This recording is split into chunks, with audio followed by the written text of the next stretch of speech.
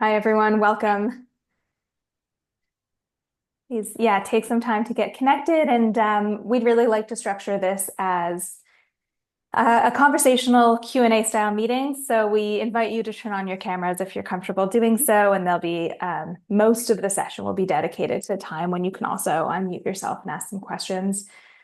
Perhaps we can give folks just a minute or two to join as everyone gets connected. And then we will jump right in. We only have an hour, which isn't a lot of time for the number of questions that we'd like to get through, and that have been submitted to us. So we'll just keep on chugging right ahead. All right. Great. I see we're up to a good number of people here, so I think I will kick us off. Hello, everyone. My name is Adrienne, and I work at ICLEI Canada, which is sort of managing Climate Insight, the platform, alongside Housing Infrastructure and Communities Canada, out of the Government of Canada. So we organized today as a open Q&A to be able to get questions from you. Some were submitted in advance, some can just come up throughout this meeting. And so we'd really like to dedicate the vast majority of this meeting to answering your questions. But just to give folks a quick refresher of what Climate Insight is and what's new, we're going to start out by presenting in just about 10 minutes a little bit about the platform. Before doing that, I just want to quickly acknowledge reconciliation and acknowledge that ICLEI Canada's work happens across Turtle Island, which has traditionally been and is currently home to many different diverse First Nations, Inuit, and Métis peoples. We are committed to strengthening relationships with Indigenous groups and knowledge keepers. And we understand that reconciliation requires ongoing learning, unlearning, reflection, and action. We endeavor to listen to and learn from Indigenous peoples on an ongoing basis throughout our work on Climate Insight and otherwise. And I also want to acknowledge that I personally am calling in from the traditional territories of a whole number of First Nations, including the Mississaugas of the Credit, the Anishinaabe, the Chippewa, Haudenosaunee, and the Wendat peoples. And now I am going to share my screen and hand it over to Eva Jackson, who's going to give a very quick refresh on everything you need to know about Climate Insight before we jump into our Q&A. So Eva, over to you. Hi, folks. Thank you for joining us and welcome. Hopefully many of you, if not all, have had a chance to use Climate Insight and come to questions that have come from that use or maybe suggestions of where we should go to from here. If you haven't, this slide really just offers a high-level overview of the three main components that make up Climate Insight. But I'll echo Adrienne's remarks and say that Climate Insight is funded in part by the Government of Canada, and we deliver this work as ICLEI Canada with support from Housing Infrastructure and Communities Canada. So those three main features really are a geospatial map that allows users to explore the interplay between a variety of climate layers related to precipitation, temperature, and a few other metrics against socioeconomic layers and infrastructure data that can be accessed through an interactive map. Users put in their location via a city name or a town name, and they can access that data at the DA level, or the dissemination area, which is StatsCan unit of dissemination. The next core feature, I would say, is the Solutions Finder, which is our very fancy Climate Insight speak for a decision tree, where by answering a series of questions related to the type of infrastructure users are looking to build, they can get to information that, and I'll get to this a little bit later, is sorted by relevance to their unique situation and the goals that they are trying to achieve. So unlike a library, many of which exist in many other platforms, this is really meant to say, given your circumstances, the drivers for action for you, etc., excuse me, what are infrastructure options that could help you? And then finally, we would be remiss not to offer a library for those who just want simple and quick access to information. So the library includes content related to those infrastructure options that I just mentioned, as well as codes and standards, tools, so tools that support climate ready infrastructure, and I'm missing one. Case studies. That's the last one I'm missing. So case studies of implemented infrastructure options across the country. All of that content, and this is really relevant to say, sorry, Adrian, I jumped the gun on you there. All of that content is organized into cards. For those of you that have heard me say this before, I always imagine those cards as if you're playing Monopoly and you've got different types. You've got, your money, your property cards, your chance. So it's a way that content is presented in the same way, so users kind of can get used to how information is presented, making it easier to absorb and move through. Go ahead, Adrian. One of the key elements of Climate Insight is that we didn't launch it in October 2024 as a finished product. We launched it as what we called an MVP, a minimum viable product. This was the minimal version that we were going to put out into the ecosystem for users. And what we were hoping for and planning for is every 6 months to release content updates and feature updates that would allow us to integrate user feedback in order to improve, enhance, and expand functionality, content, and the features available on the site. So the goal was never to release a finished product and hope people liked it. It was to release something that would give a sense of what could be possible and really whet users' appetites into designing and dreaming up what else could help them build more climate ready infrastructure and housing. So with that, we had our second release just this past month, I think 2 weeks ago, which is why we're holding this Q&A session, possibly on some of the new features as well as existing ones. So what is new in release 2? There we go. Thanks, Adrian. One of the big releases, and I alluded to this in my opening sentence, was around the sorting of infrastructure options in the Solutions Finder based on the priorities, the risks, and the capacities of the municipality to implement that. So there's the initial set of questions that gets you to a long list of infrastructure options related to buildings and, urban flooding, for example.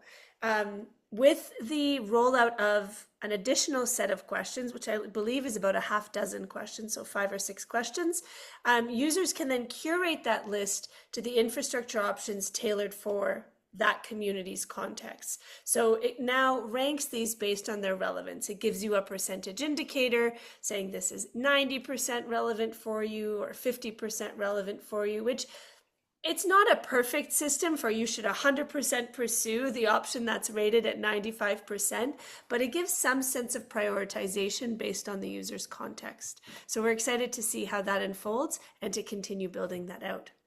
The next big feature are the next 2 features that we launched in release 2 in April were the addition of new map layers. So we added more climate layers, but really excitedly was the breakdown of what was once just one social vulnerability layer into 4. So now you can map not just one mass layer around social vulnerability, but break that down into economic instability, for example, economic instability, a layer related to housing, a layer related to cultural context, and all of those are explained as to how they're calculated in the data sources and methodologies.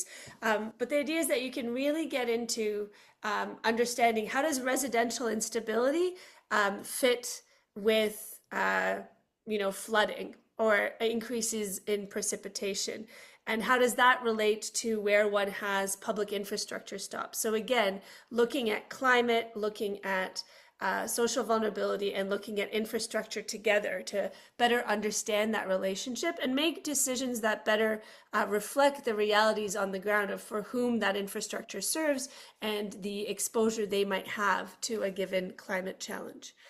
One of the pieces, which doesn't sound like much because I think we all take for granted login and save features, but we're really excited that it's available, is the ability to create a profile. You can create a profile for yourself. You can save your searches. You can save your lists. And you can save individual case studies. The idea here is that there's a lot of content in this. We're now upwards of 200 infrastructure options. It is too much to get through in one sitting. So this is a nice way to keep things handy and at your fingertips have what you might want to share with a colleague in another department, in another municipality, or to support information that's moving up to different committees and councils. The last feature that I think we're highlighting in what was released in Release 2 was an improved search function. It is not just using keyword search, but really trying to understand how people use the site. It has a fancy name, which I never remember. I'm sure Josh or Sherry do and can put it in the chat for how it does that search. But it is meant to make it easier. If you remember you saw something, you didn't save it, and you just remember a few things about it, you can type that into the search feature to get back to that content, and then be sure to save into that login. A semantic search. Thank you very much, Sherry. And then, as I had mentioned, we added 100 new content cards. One of the pieces that we were really excited to add on this, and it seems like a very nuanced thing, but is important to say, is in the first release, we only included capital infrastructure projects. And that is one piece of the puzzle. In this new release, we've started to include policy options. Through focus groups and talking to users, it became clear that there are policies that communities can put in place that then are supportive of accelerated building of climate-ready infrastructure. Things like a green development standard. With that in place, you will see more of the types of solutions that are embedded within Climate Insight. So we are trying to include some of those types of policy options that are levers to result in more climate-ready infrastructure. So you will see that now as some of the infrastructure options in there, where it's not necessarily an infrastructure option itself, but it's for a policy that is supportive of additional infrastructure. What's coming up next? As I had said, we have releases planned every 6 months. So if you run the math from April, that takes us to October, where we will be doing another large push of new features and content to support. What can you anticipate? We are working on a rapid risk assessment tool. It's meant to serve as a high-level, easy-to-use screening tool to understand climate risk for various infrastructure assets. I'll say now, it is not the same as doing a comprehensive PIVC assessment on an asset or an ISO 31000 assessment on an asset. It is meant to be high level. It's meant to be easy to use to give people a sense of the level of risk, so likelihood and consequence of a given hazard on a certain asset type. So stay tuned for that. We're working on a new way to see and interpret hazards at the geospatial scale through the development of hazard profiles at the dissemination area level. We're working on additional map layers related to energy poverty that will be available through the map on Climate Insight. So beginning to include data around energy efficiency and renewable energy that can come from understanding energy poverty. And we're very excited about a special release dedicated to housing, including those infrastructure options, codes and standards, and case studies that can directly support municipalities in building climate-ready housing or in supporting the building of climate-ready housing. We know this is a priority. We know this is a real challenge, and we're in a real housing crisis. So we want to be sure that we're providing the information that can support accelerated building of housing across the country. Apologies of that for that. And of course, we'll continue to say we do this. This site is being built through that iterative process of understanding what people are using, seeing what's missing, and then building that out. So we want to make sure that we're continually hearing from you, seeing what else could help you in making more climate ready infrastructure decisions. And we'd love for you to stay in touch and be part of that conversation. We'll be thinking about a series of focus groups like this over the coming year and years, because at that point we'll be in our midway process, and we want to make sure that we still have time within our funding program to be able to deliver on the things that you are looking for and are wanting us to have. So with that, I will say thank you for your attention. Hopefully I was close to on time. I don't see Adrian getting too angry, so I'll assume that I was. I think our plan is to post this slide deck in the chat, so there's a record of it for future users in case folks are interested. And then just so you are aware, we will be offering a session like this at 3 p.m. Eastern today in French to support our Francophone users, as the site is fully bilingual and all content that is on Climate Insight is available in both English and French. That is enough of me talking. I will hand it back to you, Adrian, and my colleagues, Sherry Young and Josh Kelly, who are here to help answer questions. Awesome. Thanks so much, Eva.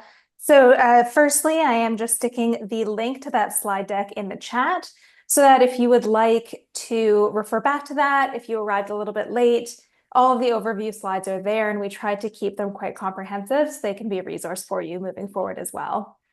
So now we're going to open the floor to Q&A, and this is a time when we really encourage you to turn on your camera if you are comfortable doing so, to raise your hand if you're comfortable doing so, and to pose your questions to the group. We had quite a few that came in advance just through our registration form.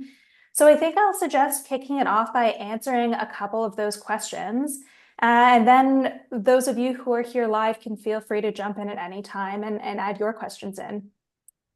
So the first question that we got submitted in advance was about whether there are tools or resources in Climate Insight that can help people to address energy updates in co-op housing, apartment housing, especially old subsidized housing, where we're talking about requiring energy updates in multiple units.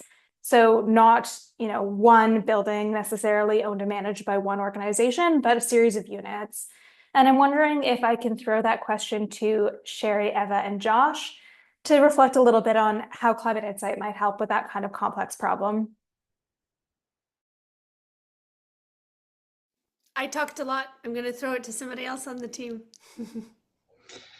Okay, yeah, there are, I'm Sherry Young. I'm the project director here at Climate Insight, working with Eva and Josh. And the co-ops that housing cooperative and are all part of our residential, you'll see a lot more stuff about it in our upcoming housing release. But the way that we have incorporated some of that stuff on Climate Insight is through the mitigation pathway and the solutions finder. So you can definitely find an energy efficiency upgrades that will apply to multiple units in like a multi-unit residential or such as those used in cooperative housing. And you can apply and roll out those economies of scale for individual units, as well as ones for the entire building altogether. So there are definitely a lot of energy efficiency upgrades that are suggested and solutions for different units. I know that some of the units require their own individual housing things, and you could possibly use a heat pump for that, and that way each individual unit will be able to monitor their own heat and cooling things. So that's just one option that you would be able to see under that mitigation pathway on the solutions finder.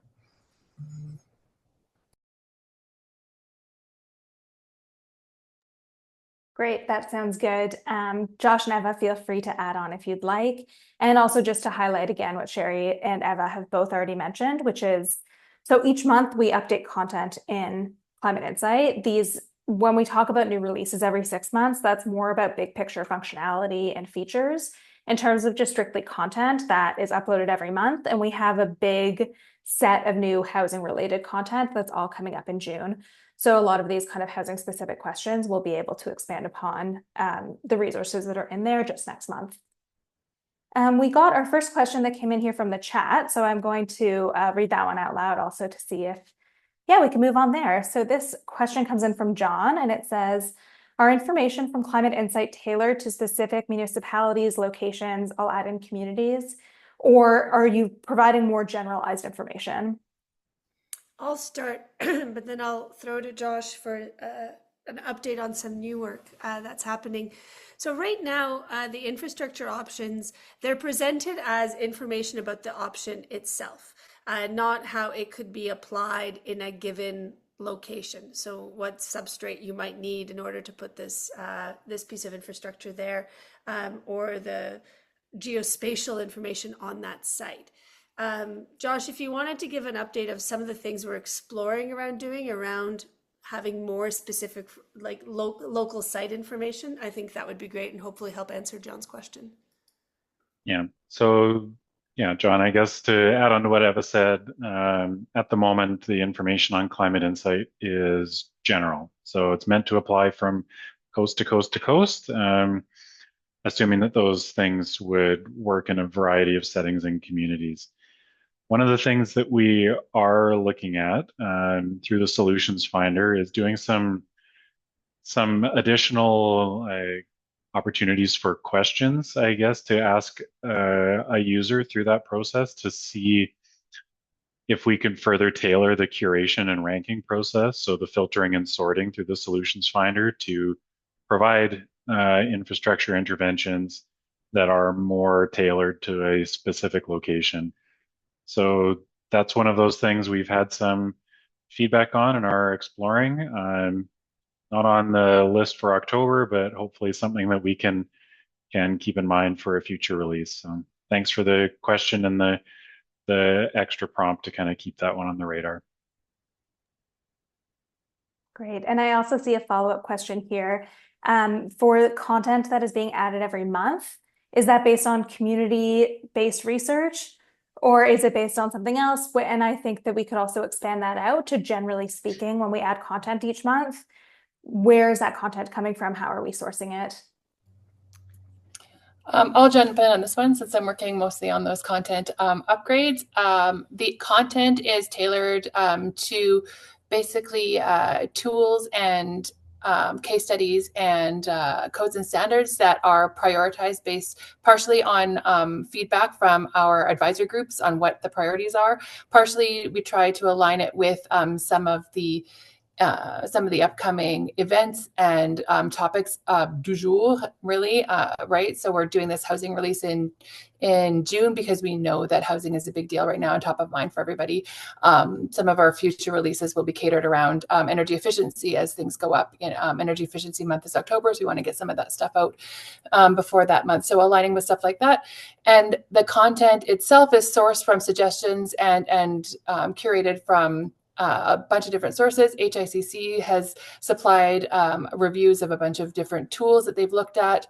Our case studies are based on some of the studies that we are exposed to and also suggestions from other organizations that tie into the hazards and the assets that we have on Climate Insight currently. So we're always looking for unique and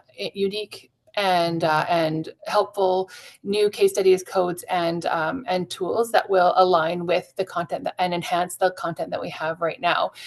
And if there are suggestions for topics or for things that are missing, please email us because it's an iterative process at info@climateinsight.ca, and we will look into something that's potentially would be important to you or that is top of mind in your area, and we will definitely add that to our research for additional content. So, the other thing I'll add, Sherry, is that content is both summarized, so existing content. A lot of the case studies that exist on Climate Insight right now exist somewhere else. So for example, in a University of Waterloo case study series that they did as part of a project, or the map of adaptation action that's run through Environment Climate Change Canada and Natural Resources Canada.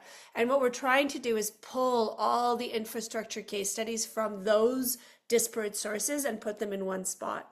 But as we kind of get to a point where we've done that, we're moving into creating new case studies and posting summarized versions of those on the site, linking to the full case study. So it is both kind of amalgamating and aggregating the content that exists, as well as creating new content. So for example, the infrastructure option cards that I had said, so a card around drainage ditches, that's new content we've taken and we've put together into one piece that has different considerations written out about that infrastructure option. And those are standardized. So those 200 infrastructure option cards present the same information about every option, so it can be somewhat compared. So in addition to prioritizing in those monthly updates based on themes, as Sherry alluded to, we're also trying to balance bringing together existing content and the creation of new content. That's great. Thank you very much. And I think that actually, about those last points that you were on, dovetail really well into another question that we got. We got this specifically from a user in Quebec, but I think it applies really well across the board. Just to say that in Quebec, there's quite a lot of publicly accessible data and maps on infrastructure and on climate that are already available. And I know that that's true across the board. I know that we work, for example, with climatedata.ca. And I was wondering if you could speak a little bit to how Climate Insight integrates with and works with the existing databases that are already out there. Yeah, that's a really great question. And probably one of the first things we struggled with was to understand the space for Climate Insight versus, what already exists. So part of that is that aggregation feature. Sherry had mentioned the tools cards, so where we talk about other tools that exist and a description of them, what they're meant to do, whom they're meant to serve. So that's one place we list those other sources. But something else that Sherry had mentioned that I think is hugely important is those advisory groups. So we have a content, I'm going to get its name wrong, Sherry. Can you help me? Oh, we've lost you. I couldn't get my unmute. We have the content development and platform design and maintenance group, and we have the municipal advisory group. And so with those groups, several of the owners of those other content platforms and different knowledge products sit on them. And so the idea is by including those organizations and in many cases the individuals who are responsible for that work in the governance layers for the platform, we're finding the best ways to integrate existing tools into the platform. Some of you may have noticed that we recently released a request for information on existing tools that could be integrated as tools maybe that are behind paywalls, that we could work with the tool owner to create what we're calling freemium version that could be available on Climate Insight. Or tools that are more complex in nature, we could work with the tool owner to create a simplified version to put onto Climate Insight. And I'm sure many of you have used those type of tools where you were working on contract with consulting engineers, you use that tool, but now if you're not on contract, you don't have access to it. So right now that RFI is open through the end of the month to start to explore what those types of relationships between existing tools and Climate Insight could be. And we have resourcing to support the creation of those simplified versions or freemium versions, as we called them.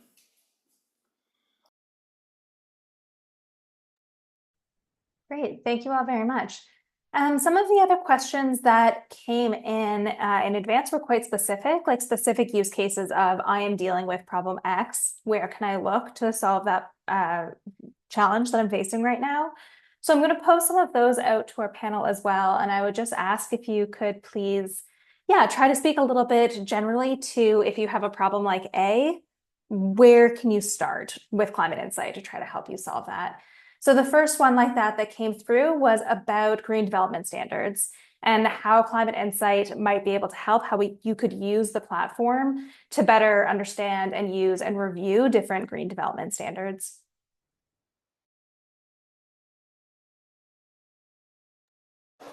Is this like a you take it, I got it kind of thing? Is that? Yeah. So there's a few different places. So if you're I guess generally looking for information, a good place to start would maybe be the search. But if there's something you could be a little bit more specific about, um, a good place for information is in the library. So there's information in the library on codes and standards. So that's a good place to start. Um, and as Eva had mentioned kind of in the summary, we've opened up the infrastructure options as well um, to include those policy options that support the building of climate resilient infrastructure and housing. So that's also a place. There's a lot of different ways to get to the same information, but the benefit of going through the solutions finder is that you can not just get the big data dump of everything. You get to answer the questions to see what is applicable to you. Yeah, so those things, the case studies, the codes and standards, the options, they're all on the site in various places. Um, yeah, I think I mentioned a lot of stuff there, and so the standards you can get to through a few different ways, but I guess the generic place to start might be the library if you're looking for something general with a few simple filter criteria. And I think if you're in the process of trying to develop a green development standard in your community, one of the things that needs to support that are the types of activities or the types of solutions you want the people adhering to that standard to do. And I think the options cards are exactly that. And because they're presented in a uniform way, description, equity, diversity considerations for every option, cost information for every option. And I will admit that is the hardest to do. So it is high level costing information, but the space requirements for that option, other factors to consider that affect feasibility, co-benefits. I think those are the kinds of things that one needs to consider when they're creating these standards. So if you're requiring certain elements in your GDS, Climate Insight is a good place to learn about those types of interventions and what would be required, and then weigh the ones that you include or not include. And as Josh was mentioning, there's many ways to feed a cat here, and you can access that through different ways. But I think one of the things you want to do is build that library for yourself so you can keep it all in one place, organized by different searches. So you could say, these are all my options related to drainage. These are all my options related to transportation. And then easily be able to share that with colleagues, and that I doubt one person is writing this standard by themselves. So kind of having it in one spot. Yeah. And I think given that there are so many ways to get to this key information, I also just really recommend playing with Climate Insight. I mean, even if you don't have a specific question in mind, play around with the different parts of the platform to get familiar with it so that when a challenge comes up, the ways in which you can use the platform to support you.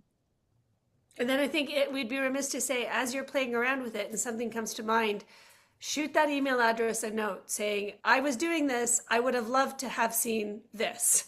Or it was great, it helped me do this, but that would have been better too. Because I think I really want to stress this notion that we only know what's happening in release 3 next, right? In October 2025. For release 4 in April 2026, we're still really building that plane while we're flying this one, that portion of the plane. So you really have an opportunity to influence that. And given that you're attending this session, I hope that you will seize that opportunity. Wonderful. So I'm going to throw it to the next question that came in advance, but I also just want to remind everyone in the audience that you can feel free to add more questions to the chat or unmute yourself or turn on your camera and ask a question live. But while you gather your thoughts, another question that came through. So we talked about, Josh, you just mentioned that if you have questions about green development standards, the library and the solutions finder are really great places to start. Well, the next kind of specific, how do I use the platform to help me address a challenge question that came through, I think really focuses on the math. So maybe we can shift to that third pillar, which is that someone was sent us a message that they have to conduct an urban heat island assessment for their community. And they're wondering if the map could help them at all with that action and also how to use the map to help out with actions like that. Heck yes, it could help. um, I say that an enthusiastic heck yes, but there are some caveats. So, for example, right now on the map, we don't have a data layer related to tree canopy. And obviously, if you're thinking about urban heat island, one of the ways to address that is through an enhanced tree canopy. And so this is where there's some basic information on that. Sorry, my dog just came home and is very excited. But it can be. It can still be enhanced. So using the map is quite simple. If you log on, you type in your community's name. There are data layers on the left-hand navigation related to climate parameters. So you would select the ones related to temperature. You simply click those on, and then you can add the socioeconomic layer you'd be interested in doing against that. I think we're quite happy to do training sessions on the map if that's something people would be interested in. You can put that into the chat here and we can be sure to schedule that. We're also now creating different video tutorials, sort of 3 to 5 minute videos on specific features of Climate Insight and how they can be used. So if that's one you would like to see specifically on the map, that's one we could create and get posted into the Learning Center that's on Climate Insight. I realized, Adrian, that in next Q&A sessions, we should probably have a live demo ready to go to answer those types of specific questions. Yeah, and at any point, feel free to share screen if you would like to jump in and share what the map would look like. In the meantime, I've also just put some links in the chat to how to get to Climate Insight and how to read more about the RFI so that people can try to click around while we answer as well. The next question that came in advance is a much more big picture question that I think is just more of a discussion starter, but it's still an excellent, valuable one to think about. The question reads, what are the biggest barriers to building low carbon municipal buildings, and how can we overcome these? So thinking really about municipal buildings, what are the barriers that communities are facing, and how can Climate Insight help to overcome those barriers? I know, Sherry, you spent some time thinking about it, so I think I might tap you to take this one on. Yeah, I saw this one come in and I was like, well, I don't think we have enough time in this session to address all of the barriers and wave my magic wand to answer those. But what we do have as barriers, and I know they vary by region, right? So it depends on what your regulatory environment is, and it depends on what your market is in that region, and if you're in Alberta, but also how updated the standards are for your energy efficiency codes, and how much support you've got, as well as the perception of increases in net zero technologies and things like that, adding capital cost, and a lot of our RFPs, or all of our approvals for budgets, are based on capital costs and not the balance between the capital and operational often. So I think that's one of those are some of the barriers. Regulatory guidelines that are prescriptive rather than performance-based, which we are moving towards that in some of the energy guidelines, which is really awesome. And then sometimes there's a short time frame for builds. There's a big turnaround. So accessibility to some of those options that would increase the viability of those might have a long supply chain or a delay, and the pressure on getting all this housing, especially for housing, all this housing ramped up and moving as soon as possible means that people don't necessarily want to wait for some of those for some of those delays. So I think that those are really big. So some of the big barriers. I don't know, Josh or Eva, if you come up with have any others off the top of your head that you've seen come across.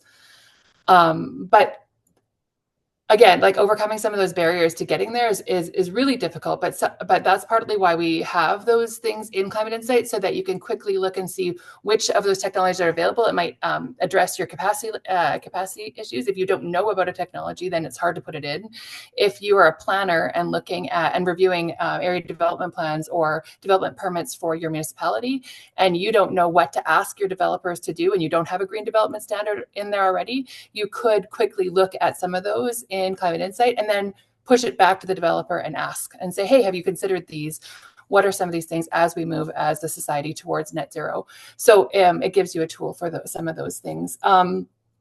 The National Energy Code for buildings has a tiered, the new one, the 2020, and then the next one also will have a better update, has a 4-tiered program because not everybody has the BC step code, which is really awesome. But for the rest of the country, they can refer to that. And it provides a tiered way to get to net zero for buildings. So it's a really great resource. We do have a summary on Climate Insight because it's quite a heavy document, but it is based on trying to get you to some of those net zero building standards.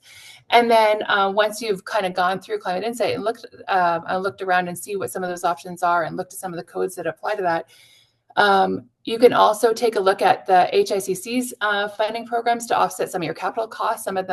Some things are available through there. So give their Climate Help Desk a call, as well as if you have an idea for a program. Our partners over at the expert roster, if you're an organization or a community under 30,000, might be able to help you with some of those decisions as well. So we have some resources available. It's not a magic wand, but we want to increase everybody's capacity to get as many resources as possible in one place. Yeah, I think that that's such a great point about building capacity. We've been also hearing testimonials from different municipalities and communities that are using Climate Insight. And pretty consistently, the message that we get back is that for smaller municipalities and for smaller communities that just don't have the capacity to have, a 30-person sustainability team on staff, the fact that Climate Insight has these vetted and curated resources available has been a huge, time and capacity saver and a capacity builder as well. This is just a question that occurred to me. Wasn't actually submitted in advance.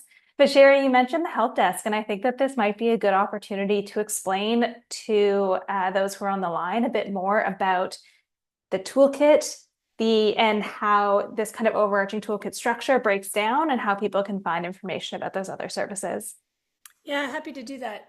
As I had mentioned at the beginning, Climate Insight is delivered by ICLEI with support from Housing, Infrastructure and Communities Canada. That support comes through the Climate Toolkit for Housing and Infrastructure, CTHI. That is a program of Housing, Infrastructure and Communities Canada, or HICC. HICC delivers that program with a few partners. Ourselves and the Canadian Urban Institute are two of them. The Canadian Urban Institute is running the Climate Resilient Infrastructure Services, which is a program that is meant to connect municipalities and First Nations communities with experts in building climate-ready infrastructure. So through CUI and Chris facilitate the selection of an expert or the matching of a municipal problem to an expert, and they are able to fund those consulting services between. So for a number of reasons, it's a great program. It can help overcome some of the procurement challenges that can be related to this. It is also a way that experts are vetted to be on the roster, and it does some of that matchmaking service. So if your community meets their eligibility criteria and you haven't reached out, we highly encourage you to reach out there, particularly after you've had a chance to play on Climate Insight and nuance some of the questions you might have, to really not go with a rudimentary question, I have a flooding problem, what should I do? But say, I'm choosing between these 7 infrastructure options and we're wondering which one might be most appropriate. So doing some of that site and context specific work that came up in a question earlier. The other element of CTHI, the Climate Toolkit for Housing and Infrastructure, is the help desk. And the help desk is a support service that's run directly through Housing, Infrastructure and Communities Canada, where you can ask any question you want related to housing and infrastructure, and they will work to answer that question alongside you, and in some cases connect you with the people who might have a more robust answer on that. They are open 24/7. They have a intake form on their website, which we can link to, and you can also link to directly from Climate Insight. And again, this is another core service that is really a one-to-one service. One user asks a question of HICC, just like the Climate Ready Infrastructure Services is one user asking one expert to be connected. Whereas Climate Insight, I hope you can see, is really a one-to-many resource that we hope to have hundreds and thousands of users using Climate Insight directly, and then going to those one-on-one services with more refined, more robust, and more complex questions to really maximize the value of those services.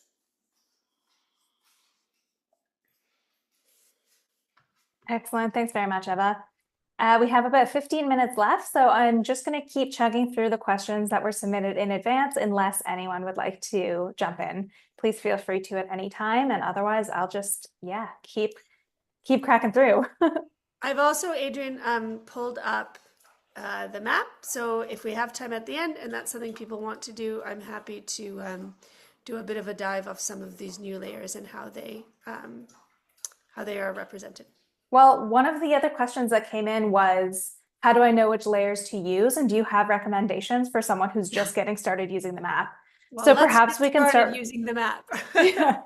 Perhaps we can start with that question. And I don't know if you're able to share your screen. Hopefully you have the ability to with all the settings. Yeah, and maybe you can talk through the map a bit and getting started with it. I'm happy to do that. The first thing I'll ask is your forgiveness on the gratuitous number of tabs I have open on my computer. Those of you who are computer savvy will clearly tell me this will work better if I remove those. So I've gone ahead and logged into the map, and I'm zooming in too far, sorry. I've jumped the gun here. I've logged into the map, which is accessible through the top level navigation on map. I chose to put in Guelph. It's a town not too far away from us here. And you can look at the climate and social economic layers here across the left nav. I have this currently set for our baseline period of 1971 to 2000. And you can look at any of these climate layers as a standalone layer, so just the climate information. Though it is, because it doesn't differ by dissemination area, it's fairly uniform. Those places to the west of Highway 6 and to the east of Highway 6 in Guelph will experience very similar number of hottest days. So what becomes more interesting is to look at that climate layer vis-a-vis some of the social vulnerability layers. So I alluded to, you can look at it as an amalgamated layer of social vulnerability index, not breaking out those specific subcomponents. Or you could look at the hottest day, so the number of days above, I forget the exact parameter there, of course, I should remember, and economic dependency. And you can start to understand where you have those folks that score high on economic dependency, so those with lower means, for example, and where they might be situated in the city relative to that climate parameter. The other thing that I can also do is change that baseline period to look at mid-century. So as the climate changes, how are those groups affected? And then, of course, end of century, so 2071 and 2100. As much infrastructure is meant to last 50 plus years, looking at that end of century time horizon gives you a sense. You can look at ethnocultural composition, so the darker areas are those with greater diversity in terms of ethnicity and cultures, residential instability, and so on. These different layers are explained in our data sets, our methodologies and data sources document, and you can see exactly how these were chosen. Now, what you're not seeing me choose, and I'll just choose the broad social vulnerability layer here, is the infrastructure layer. So if I click this on, what I have set now are pedestrian and cycling pathways. So you see these green lines represent different assets. So if I click on one, this, for example, says this is a painted bike lane with a level 3 comfort class in Guelph. So fairly minimal information there, versus if I click on one of the dissemination areas, it gives me the information about that dissemination area. There's probably an internet usage issue here at my place. Oh, there we go. So it gives you the hottest day, that ranking of social vulnerability, as well roughly the population of this dissemination area. I can turn off pedestrian cycling tunnels and look at wastewater and stormwater facilities. I may have to zoom out, but you can see these are labeled here. It gives you some information about that. Educational facilities is a new layer that we've added, so where there might be schools. So you can start to see how information around ethnocultural vulnerability, as well as exposure to hottest days, as well as where a school is, can start helping you to plan where you might put in, for example, interventions that address heat. So where you might start planting more trees now, where you might build artificial shade structures, where you might want to put in more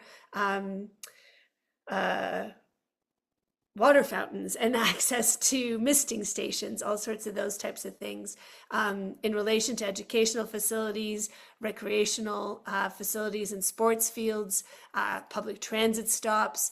If you're thinking around the composition of the neighborhood in that public transit stop, around that public transit stop. So again, I can look at situational vulnerability, of which age is included. This is a large layer, so it takes a minute to load. You can start to look at, you've got an area here in dark purple that is highly exposed to have hottest days, as well as ranks highly on situational vulnerability. So you might want to think about putting additional shading or misting or water provision services around these bus stops. So I hope that paints a picture of the types of decisions the map can support. It is available across the country. There are some data gaps for privacy issues. The data comes from Statistics Canada, and they have a specific rule they use when there's less than a certain number of inhabitants in a dissemination area. They don't release the data related to social vulnerability for privacy considerations. So if you're looking at very remote parts of the country, you might come across that as a challenge. I'll stop my screen share there. Maybe there's more questions, or Adrian, if I haven't actually answered the question, just ping me again. No, I think that was perfect. One thing I just wanted to add, which you may have even mentioned, Eva, but now it escapes me, is that there's a little eye at the top of the map that people can click on to get started also. That gives a little bit of just very, very starter information of how to use the map. So if you've really never used it before, that's a useful place to start. Great. So I will jump back into the questions. We still have about 5 more minutes, so I think we can probably do one more question, or perhaps even 2. One of them that came in was, we'd mentioned code standards and guidelines. I have to say, personally, it's one of the parts I find really interesting about Climate Insight, is that from, regardless of where you are across Canada, you can find information on code standards and guidelines that may apply and that may be useful background research. And a question came in asking about whether those are all mandatory, or if you're also including code standards and guidelines that are proposed or optional, and how you've sort of navigated that in curating those. I could jump in here. So the codes and standards that we have in the library, again, we're updating them monthly, depending on what's most relevant and what's most applicable to the options and the hazards we have on Climate Insight currently. It's really difficult actually to tell you which ones are absolutely mandatory everywhere in the country. I referred earlier to the National Energy Code for buildings, or just the National Building Code. That depends. It's only mandatory in the jurisdictions where the province has made it mandatory. So jurisdictional overlaps and variations across the country are not incorporated, in that place. We say where there's a national model code, or a national a standard or guideline, we say, check with your local jurisdiction to see if it's to see which version is applicable in your area or is mandatory in your area. And also some municipalities, and most people who work in a municipality or a community would know that whether they have a bylaw that put that mandatory that standard or that code into place in their community. So the people who have the local knowledge in your community will have a better idea of which ones are mandatory and which ones for your jurisdiction. The other thing that we are doing coming up is we are sorting to let you know how strong it is, because we can't actually tell you whether it's mandatory everywhere. We've been working with our content development group and our municipal advisory group to sort those codes and standards a bit better for you. So you'll see that coming up, to let you know whether it was written by an actual government body to tell you how strong that regulation is, or whether it was written and applies to a professionally regulated body, right? Whether it's an accredited standard, or whether Engineers Canada, or EGB, or engineers from BC, whether that's their standard that they enforce for all of their members. So we're trying to give you some idea of how strong that regulatory or that code and standard is in your jurisdiction. And then we have a series of guidelines. We call them little G guides, and methodologies that help you, that help to walk through, but they do not have legislative or mandatory, governments behind them, but they will help you if you're doing something new. For example, if there aren't regulations around stormwater guidelines in your area, there are some tools on how to implement or standards around stormwater guidelines, stormwater management systems. So there's a variety of those, and we heard that question come up from some of our working groups, and we are working to make that a bit easier for you, well, considering that everybody's kind of in a different jurisdiction for mandatory guidelines. Yeah, thanks so much, Sherry. We only have a couple of minutes left. I'm not sure that we'll have time to really fully answer another question, but hopefully this has been useful for you all. And if you have a question that wasn't answered yet and you happen to be bilingual, please feel free to also join us at 3 o'clock for our French session. In the meantime, I'm also just dropping a few links in the chat. One of them is to our short climate insight survey. So we have a number of different mechanisms to get feedback from folks. And this is just kind of step one. It takes about 45 seconds to fill out. It's an extremely simple survey just to kind of start to get an idea of how people are using the platform. And then we also have longer feedback forms. You can reach out to us at any time. We are also hitting the road. So we will be at about 1 million different conferences and events over the next few months. This is, as many of you know, event season. So if you're going to be at any of the big climate events coming up, we're going to be at CAMA, at CNAM, well, we have a very long list of events. So please do come check us out and come find us. And we're always looking to hear from you. Really, we can't say it enough that this platform is being built iteratively, deliberately, so that it can be built to meet your needs. If you use the platform and there's something you found really helpful, let us know. If there's something else you want to see, let us know. If you have a tool you'd love to submit, respond to our RFI or contact us via email. And yeah, and just thank you so much for submitting your questions, for being here for this Q&A, and for being part of us iteratively trying to build a platform that helps support low carbon and resilient infrastructure and housing throughout the country. So thank you all very much. We will post this recording as well for those of you who would like to share it. And yeah, and we're getting lots of thanks in the chat as well for those speakers who fielded questions. So I also want to close by extending thanks to Sherry, Josh, and Eva for your time and your insight. Thanks, everyone. All right, bye, everyone. Thank you.